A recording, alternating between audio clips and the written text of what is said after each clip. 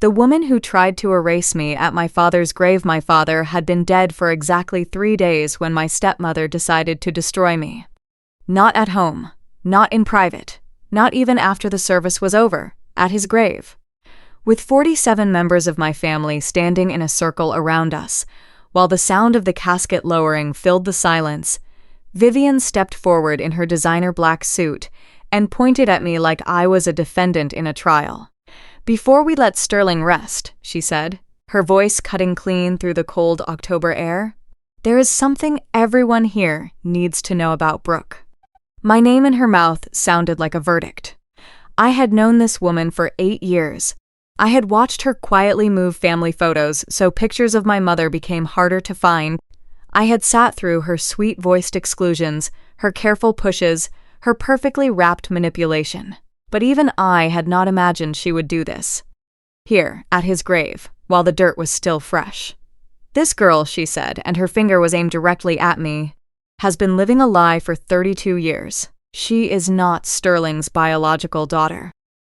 The gasps came in waves. My Uncle Theodore dropped his prayer book into the mud. My cousin Mallory grabbed my arm. Someone behind me whispered something I couldn't make out. I couldn't breathe. I couldn't move. My father had been gone 3 days and Vivian was already trying to erase me from his life entirely. "You're lying," I managed. My voice sounded like it belonged to someone else. She reached under her coat and pulled out a folder she had been concealing the entire service. Sterling's blood type was O negative. Brooks is AB positive. It is genetically impossible for him to be her biological father. I have the medical records right here. My stepbrother Dexter stood beside her. 6 feet of satisfaction in an expensive suit. "Sorry, sis," he said, dragging the word out like a punchline. "Guess you're not really family after all. Mom's already spoken to the lawyers about the will." The ground felt like it was tilting beneath me. This was the man who had taught me to ride a bike in our driveway, who walked me to school on my very first day of teaching, who called me every single Sunday night just to hear about my week. Sterling Caldwell, who owned 3 hardware stores and introduced me to every employee, every customer, every stranger who walked through his doors, always the same way. "This is my daughter Brooke. She's going to be a teacher someday." And Vivian was standing at his grave telling everyone he was never my father. "How dare you?" my Aunt Greta finally said. Her voice was shaking. "At his funeral, Vivian. Have you no shame?" "I am simply telling the truth," Vivian replied, wrapping herself in that practiced sweetness. "Sterling's real legacy belongs to his actual blood, to Dexter." That was the moment Mr. Harwell cleared his throat. He had been standing quietly near the large oak tree at the edge of the cemetery, briefcase in hand, with the stillness of someone who had been waiting for exactly this moment.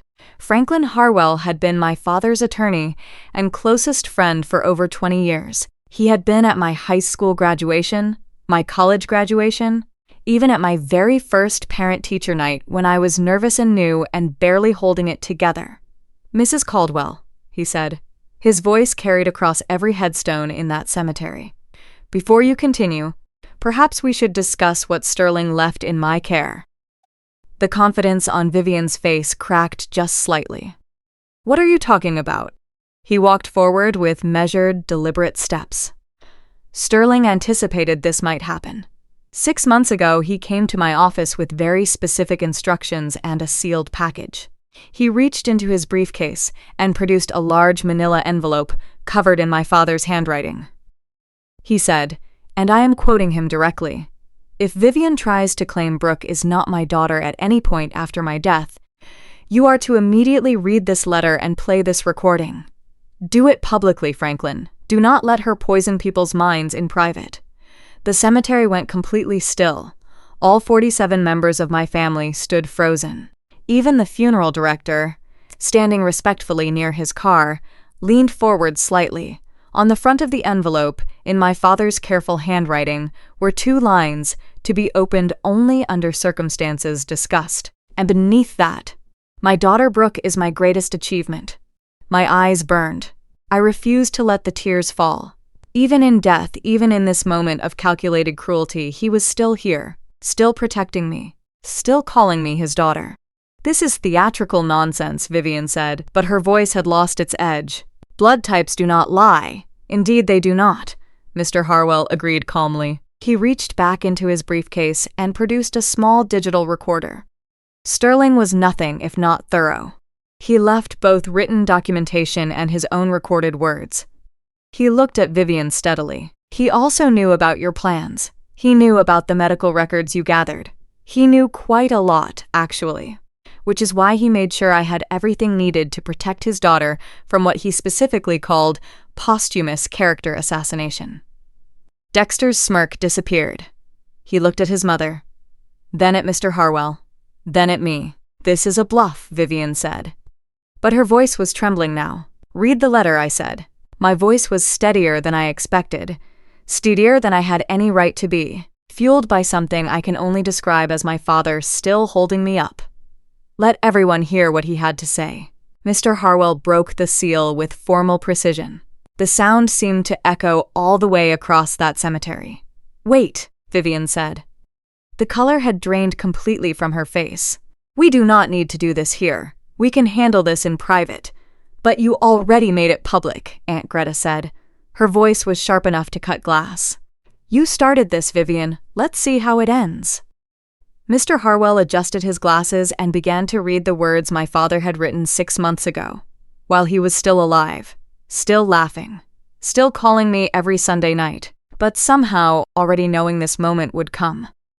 Before I tell you what that letter said, I need to tell you who my father was. Sterling Caldwell built his first hardware store with a $1,000 loan, and his own father's philosophy.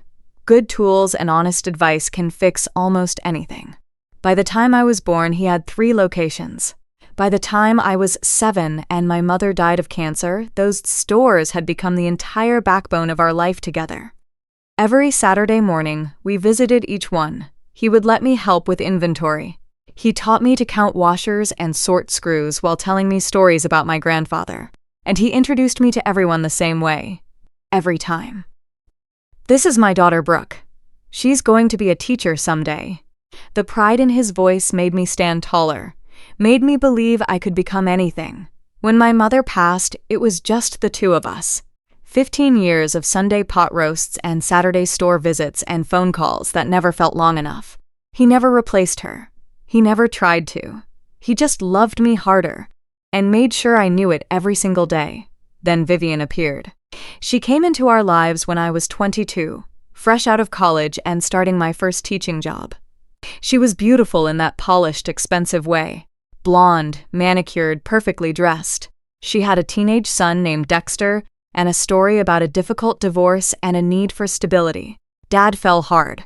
After years of dates that never went anywhere. Of well-meaning setups that always ended with him saying, "She's lovely, but she's not Angela." Suddenly, he was bringing Vivian to Sunday dinners and showing her our life. "I want you to like her, Brooke," he told me one evening on the back porch, just the 2 of us. "I know nobody can replace your mother, but Vivian makes me happy, and Dexter needs stability. That boy's had a rough time." So I tried. I genuinely tried. But something was always off. The way Vivian's smile never quite reached her eyes when she looked at me. How the living room photos quietly rearranged themselves over time, so pictures of my mother were harder to find. The way she would mention the property value of the stores in casual conversation, always followed by a small, innocent laugh. After the wedding, the exclusions began small at first, reasonable enough on their own. "Brooke, honey, wouldn't you be more comfortable eating in your room while Dexter and I help Sterling with the business planning?" "Oh, did Sterling not mention? We are changing the Saturday visits. Dexter needs that time with his new father. Each one a calculated step. Each one moving me a little further from the center of my father's life. Dexter was worse when Dad wasn't in the room.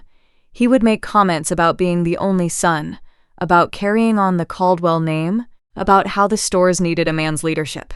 Around my father, he was the perfect stepson. Eager, respectful, grateful. But Dad wasn't fooled.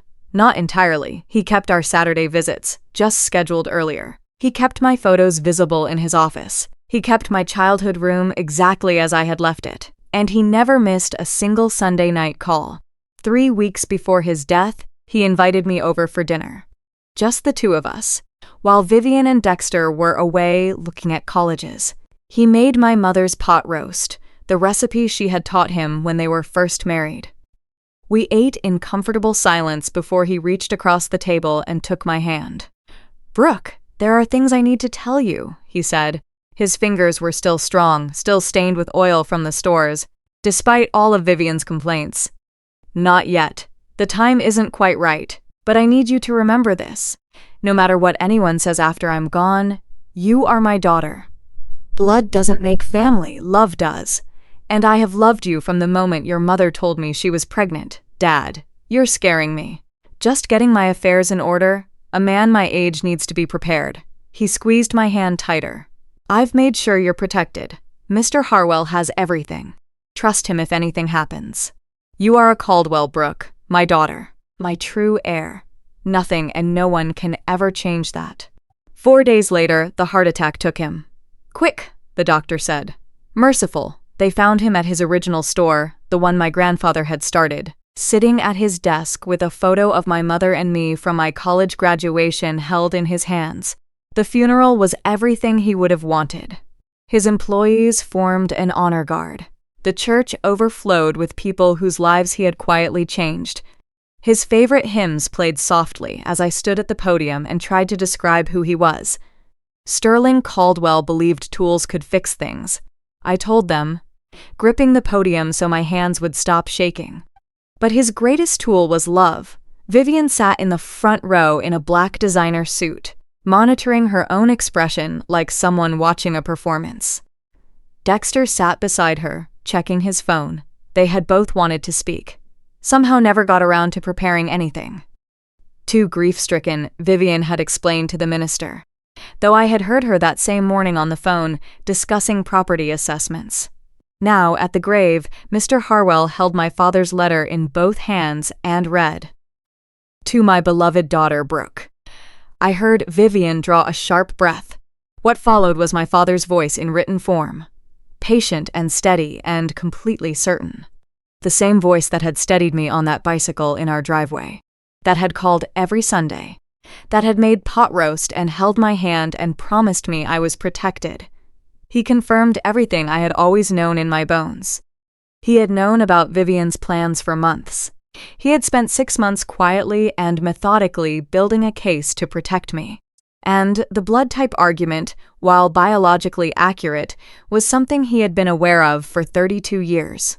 Because he had been there when my mother, in a moment of frightened honesty early in their marriage, told him the truth about my biological origins, and his response then, and every day after, had been exactly the same.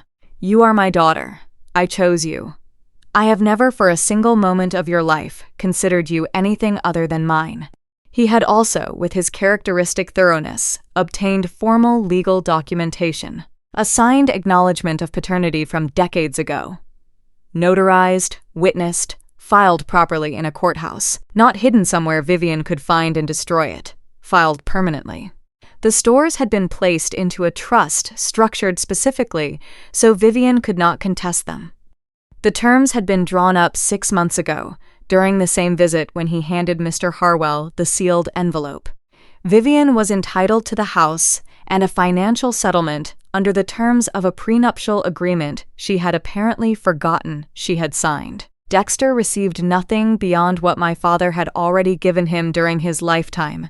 The letter ended simply, "Brooke, I knew you might be standing at my grave when you heard this. I knew because I know Vivian, and I know she would choose the moment when you were most vulnerable to do this. So I want you to hear me one more time. You are my greatest achievement. Not the stores, not the legacy. You, the teacher, the girl who learned to ride a bike in our driveway and never once stopped being brave. I am so proud of you. I will always be proud of you. Take care of the stores. Take care of our people. And never let anyone tell you that you do not belong. You belong, Brooke. You have always belonged. Love, Dad." The cemetery was completely silent, then Aunt Greta began to cry. Not the soft, restrained grief from before. The deep, relieved kind that comes when something terrible has been stopped at the very last moment. Uncle Theodore picked his prayer book up out of the mud, straightened his jacket, and walked past Vivian without a word to come stand beside me. One by one, the rest of my family did the same. Vivian stood perfectly still.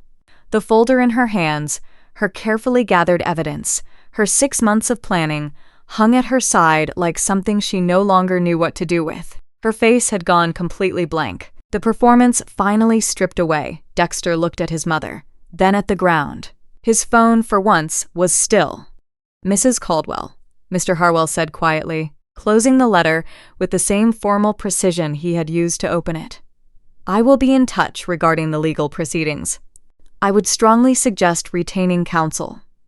Vivian opened her mouth, then closed it.